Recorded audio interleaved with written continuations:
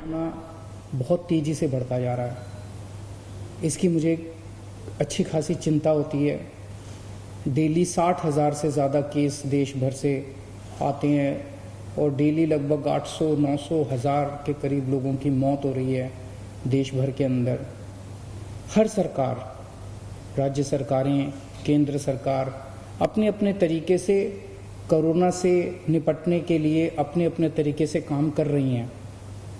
मैं काफ़ी सोच रहा था, मुझे लगता है कि अगर ये 2-3 कदम और जो कर रहे हैं वो अच्छी बात है, सारे जो कर रहे हैं कदम उठा रहे हैं वो अच्छी बात है, लेकिन अब जब कोरोना गांवों की तरफ फैल रहा है, गांव गांव में फैल रहा है, तो ये बड़ी चिंता की विषय है। क्योंकि एक तो हमने 70 साल के अंदर अपने गाँव के अंदर स्वास्थ्य सेवाएं उतनी अच्छी तरह नहीं पहुंचाई। अस्पतालों की कमियां हैं, डॉक्टर्स की कमियां हैं। शहरों में तो फिर भी अस्पताल मिल जाते हैं, शहरों में तो फिर भी डॉक्टर मिल जाते हैं, लेकिन गांव-गांव के अंदर कोरोना फैल गया तो इसकी स्थिति बड़ी भयावह हो सकती है। मेरे दिमाग में 1-2 सुझाव आ रहे थे, अगर कोई उनको करना चाहे। दिल्ली के अंदर हमने होम आइसोलेशन जो किया उससे कई सारे सबक मिले हम लोगों को। होम आइसोलेशन में एक सबक ये मिला कि अगर आज आपके 10,000 मरीज हैं तो उसमें 1,000 सीरियस होते हैं, मान लीजिए, तो 9,000 लोगों को हम घर में उनका इलाज कर देते हैं।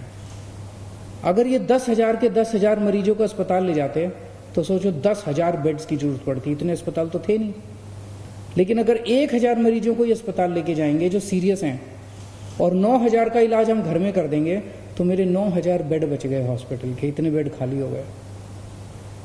उसी तरह से अगर हम गांव में अगर 3 स्टेप स्ट्रेटजी करें, एक स्टेप कि होम आइसोलेशन को बहुत अच्छा बनाए। होम आइसोलेशन का मतलब ये नहीं है कि अगर आपके माइल्ड सिम्टम है, एसिम्टोमेटिक है, तो आपकी जिम्मेदारी से सरकार हाथ धो लेगी, नहीं। होम आइसोलेशन में 2 इंपॉर्टेंट कंपोनेंट होते हैं। होम आइसोलेशन में घर में आपका इलाज हो रहा है, लेकिन रोज सरकारी डॉक्टर्स की टीम आपको सुबह शाम फोन करती है, आपसे आपका हाल पूछती है।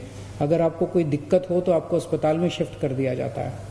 तो ये डॉक्टर्स की टेली काउंसलिंग बहुत ज़रूरी होती है।